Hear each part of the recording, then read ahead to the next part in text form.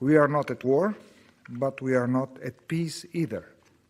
This is why we must redouble our efforts to focus defense investment in accordance with our pledges. In parallel, I call firmly on the defense industry to accelerate production and adapt business model to this imperative.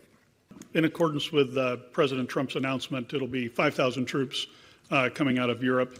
As I mentioned in my opening comments, a fair number of those come from the Armored Brigade Combat Team that is returning. And the U.S. has also already announced that the previously planned deployment of a long-range fires battalion will be curtailed and will not start occurring. There's some other additional minor elements that will be shifting as well. The planning is still ongoing for what those are for another several hundred troops. And so we can talk about that a little bit later, but the total number is 5,000. On your question of, how does it impact us? Since the rotational brigade that is returning now without replacement showed up in 2022, a lot has happened in the alliance. First off, the Baltic allies and the Poles and many others have really built up their ground combat power. So there's substantially more capability in the ground domain than there was previously. I'd also highlight the multinational brigade that we have in Latvia, led by Canada, fully operational on the ground and highly effective.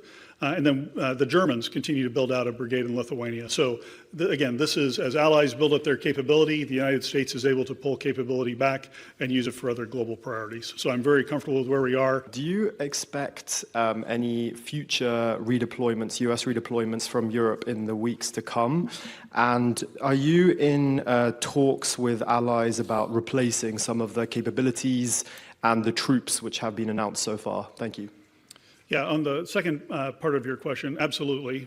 In constant contact with allies, I had a session today with the Baltic 3 and Poland to go over what some of the options were and how we might array capabilities on the eastern flank. So absolutely constant contact with allies and constantly looking at what the threat is and what do we need to adjust or do we need to adjust. On the question of future redeployments, look, I will not get ahead of any political leadership in the United States.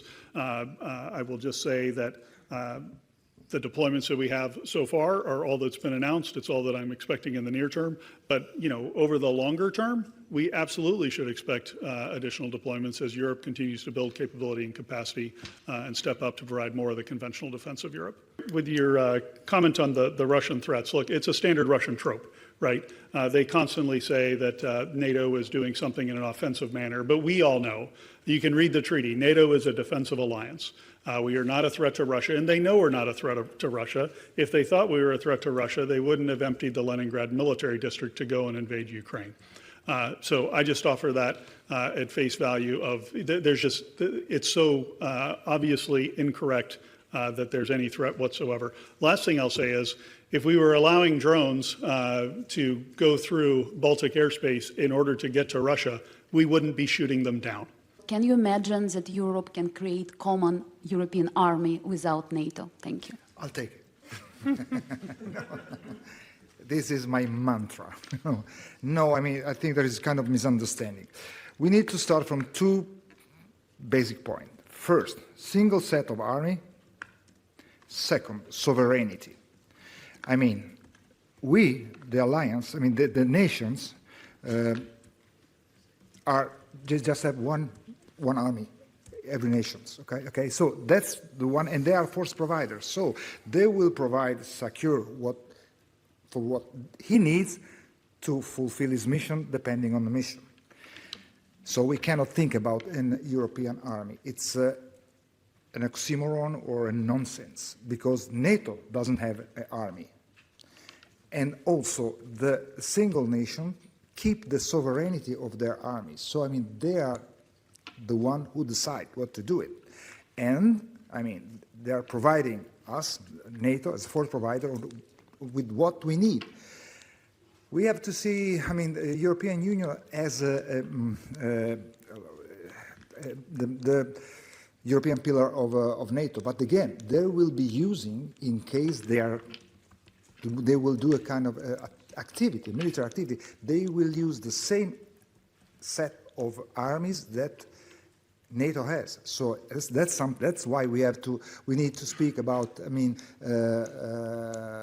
European column, pillar of the NATO. That's basically it. Of course, we should stick with the idea that we just said that, European Union has some characteristics which are complementary to the NATO. This is resident in the U.S. National Defense Strategy, and it's resident in the concept that some have called NATO 3.0, as CMC mentioned.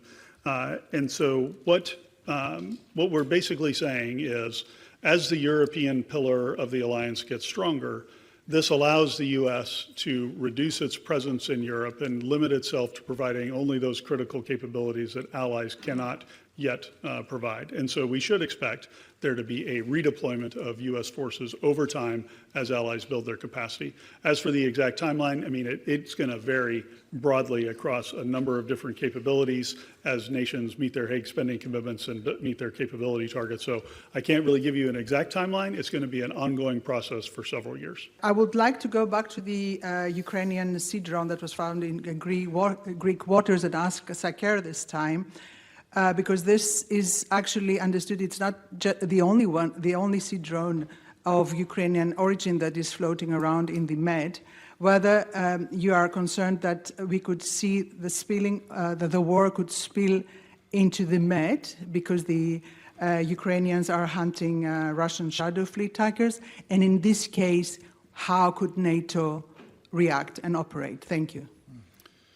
I'm not currently concerned that the war is going to expand into the Mediterranean. I think, as CMC mentioned, these type of tactics are common in conflicts like this, where there's an asymmetry of power.